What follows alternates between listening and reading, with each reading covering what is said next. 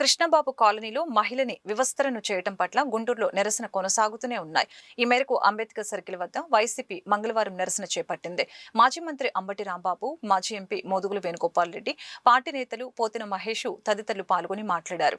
రాష్ట్రంలో శాంతి భద్రతలు క్షీణించాయని, గవర్నర్ జోక్యం చేసుకుని ప్రజలకు రక్షణ కల్పించాలని అన్నారు. తన వ్యాఖ్యలపై ఎమ్మెల్యే మాధవి పరువు నష్టం దావా వేసుకోవచ్చని అంబటి స్పష్టం చేశారు. ప్రజాస్వామ్యాన్ని అపహాస్యం చేసే విధంగా కూటమి నాయకులు వ్యవహరిస్తున్నారని, కూటమి ప్రభుత్వంపై గొడ్డలి వేటు వేసి కుప్పకూల్చడం ఖాయమని హెచ్చరించారు.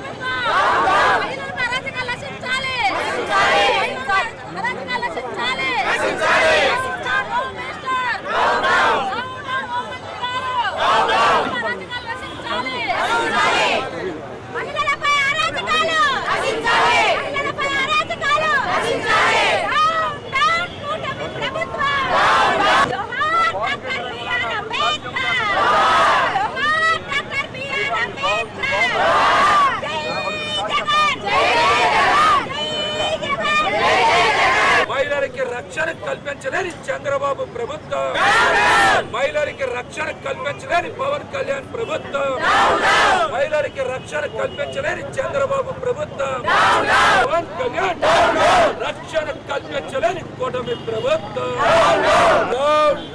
చంద్రబాబు చంద్రబాబు చంద్రబాబు చంద్రబాబు పవన్ కళ్యాణ్ పవన్ కళ్యాణ్. వైఎస్ఆర్ కాంగ్రెస్ పార్టీ పిలుపు మేరకు రాష్ట్రంలో అన్ని జిల్లాల హెడ్ క్వార్టర్లో బిఆర్ అంబేద్కర్ల విగ్రహాల వద్ద పెద్ద ఎత్తున నిరసన కార్యక్రమాలు నిర్వహించాలని వైఎస్ఆర్ కాంగ్రెస్ పార్టీ పిలుపునిచ్చింది. ఆ పిలుపులో భాగంగా గుంటూరులో ఈరోజు వైఎస్ఆర్ కాంగ్రెస్ పార్టీ మహిళా విభాగం తరఫున పెద్ద ఎత్తున నిరసన తెలియజేయడం జరిగింది. ఇది రాష్ట్ర వ్యాప్తంగా వైఎస్ఆర్ కాంగ్రెస్ పార్టీ చేపట్టిన నిరసన అయినప్పటికీ ఇది గుంటూరులో జరిగినటువంటి సంఘటనకు సంబంధించినటువంటి అంశం. గుంటూరులో ఏం జరిగిందో నేను పదే పదే చెప్పవలసిన అవసరం లేదు. గుంటూరు పట్టణంలో రోడ్డు మీద ఒక మహిళను కొట్టారు. కొట్టడమే కాదు, ఆమెని పూర్తిగా వివస్త్రణ చేశారు. ఒక అమానవీయమైనటువంటి ఘటన అది. చేసింది ఎవరు? తెలుగుదేశం పార్టీకి సంబంధించినటువంటి నాయకుడి నాయకత్వంలో జరిగింది. ఇది అక్కడ అంశం. ఆ తరువాత కేసు రిజిస్టర్ చేయటంలో తీవ్రమైనటువంటి జాప్యాన్ని చేశారు. మొదట 15వ తారీఖున మధ్యాహ్నం 2 గంటల ప్రాంతంలో ఒక సంఘటన జరిగితే వీళ్ళిద్దరి మధ్యనే దాన్ని పోలీస్ స్టేషన్కి వెళ్ళి కంప్లైంట్ చేస్తే పోలీస్ స్టేషన్లో రిజిస్టర్ చేయలేదు, యాక్షన్ తీసుకోలేదు. No action. వెళ్ళి ఈ బాధితురాలు కుటుంబం వెళ్ళి పోలీస్ స్టేషన్లో అయ్యా మమ్మల్ని కొట్టారు అని కంప్లైంట్ చేశారు. పోలీసులు యాక్షన్ తీసుకోలేదు. మా మీదే కంప్లైంట్ చేస్తారా? మేము తెలుగుదేశం నాయకులం కదా, మా మీద కంప్లైంట్ చేస్తే ఊరుకుంటామా అని ఈ తెలుగుదేశం పార్టీకి చెందినటువంటి వార్డు సెక్రటరీ మళ్ళీ కొంతమందిని తీసుకొచ్చారు. ఇంట్లో ఉన్నవాళ్ళు బయటికి లాగారు, కొట్టారు, వివస్త్రం చేశారు. అయిపోయింది అనుకున్నారు. కానీ అక్కడ సీసీ కెమెరాలు ఉన్నాయి, దానిలో రికార్డ్ అయింది. నేను ఇక్కడ ఈ ప్రభుత్వాన్ని, హోంమంత్రిని ఒకటే ప్రశ్నిస్తున్నా. మొదటి వెళ్ళినప్పుడు కంప్లైంట్ తీసుకొని రిజిస్టర్ చేసి లేదా పోలీస్ బందోబస్తు తీసుకుని ఎవరైతే దీనికి కారణమయ్యారో వారిని కఠినంగా శిక్షించడానికి ప్రయత్నం చేస్తే రెండో సంఘటన జరిగేదా? అడుగుతున్నాను నేను. రెండో సంఘటన జరిగేది కాదు. రెండవ సంఘటన చాలా భయంకరమైనది. ఈ సభ్య సమాజం తలదించుకోవలసినటువంటి సంఘటన. పట్ల ఉడితిస్తారు ఒక మహిళది దారుణంగా. ఆ తర్వాత వెళ్ళారు, మళ్ళా కంప్లైంట్ ఇచ్చారు.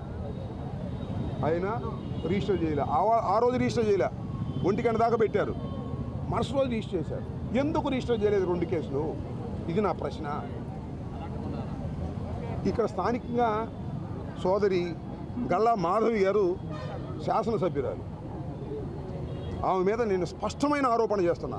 నాకు సమాచారం ఉండి చేస్తున్నా. ఇంతకు ముందు కూడా చేస్తే మా సోదరి గల్లా మాధవి గారు నా మీద పరువు నష్టం దావా వేస్తానండి. వేయమంటున్నా, వేయండి పరువు నష్టం దావా. నేను మళ్ళీ చాలా స్పష్టంగా ఆరోపణ చేస్తున్నా. ఈ స్థానిక శాసనసభ్యురాలు సోదరి గల్లా మాధవి ఇంటర్ఫీరెన్స్ వల్లే రెండవ సంఘటన జరిగింది. సత్యనారాయణ అనే సిఐని కేసు రిజిస్టర్ చేయకోకుండా ఆపింది మాధవి గారు. భారతదేశం సిగ్గుపడేటువంటి విషయం ఈరోజు గుంటూరు పట్టణ నడిబొడ్డున కృష్ణబాబు కాలనీలో జరగటం చాలా బాధాకరం.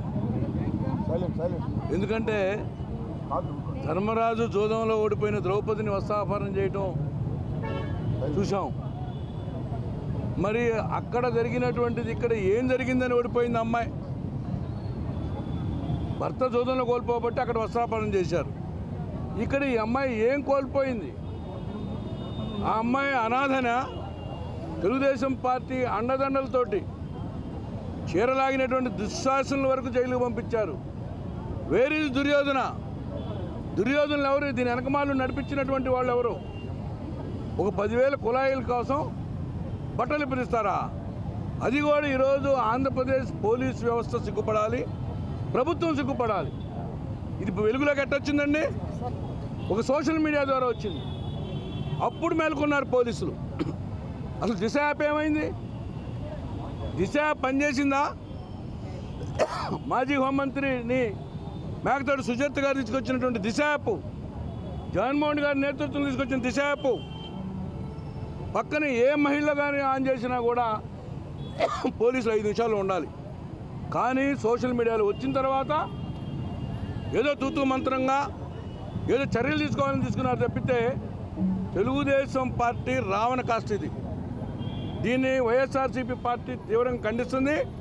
దీని వెనకమాలినటువంటి దుర్యోధనుల్ని చూస్తూ ఉన్నటువంటి కర్మ భీష్ములందరినీ కూడా జైలు వేయాల్సినటువంటి బాధ్యత ఉంది. ముఖ్యంగా ఐఎమ్ డిమాండింగ్ అమ్మాయి అనిత హోంమంత్రిని, you are not feeling ashamed. నువ్వు ఈరోజు ఈ యొక్క శరీరం చూసి సిగ్గుపట్టలేదా? నువ్వు ఇంకా you want to continue as home minister?